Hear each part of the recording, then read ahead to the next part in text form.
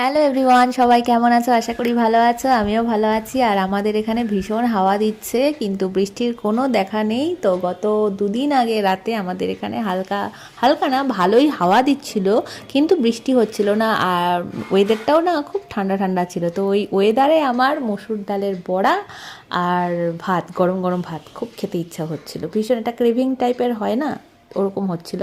আর ছেলের সেদিন রাতের পড়া ছিল 8:30 থেকে। তা আমি ভাবলাম ছেলে, 8:30 না সরি, 8টা থেকে পড়া ছিল। আর আমি ভাবলাম যে চলো দেরি করে করলে তাহলে ছেলে আস্তে আস্তে মানে গরম গরম খাওয়া যাবে, ঠিক আছে। তো সেইভাবেই প্রিপারেশানটা নিচ্ছিলাম।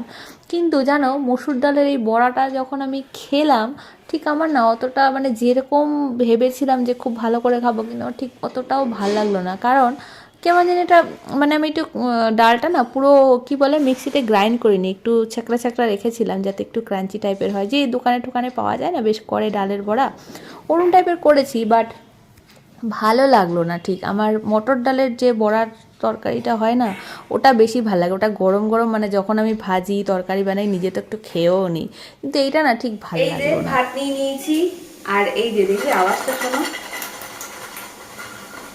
এই যে ডালের বড়া,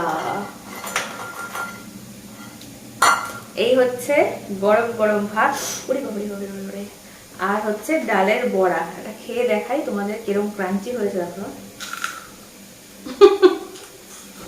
তুই হাসছিস কেন? আর তার সাথে গরম গরম ভাত। হুম হুম হুম, ঝাল হয়নি। টাটা, হেভি ডিনার, পুরো জমে যাবে।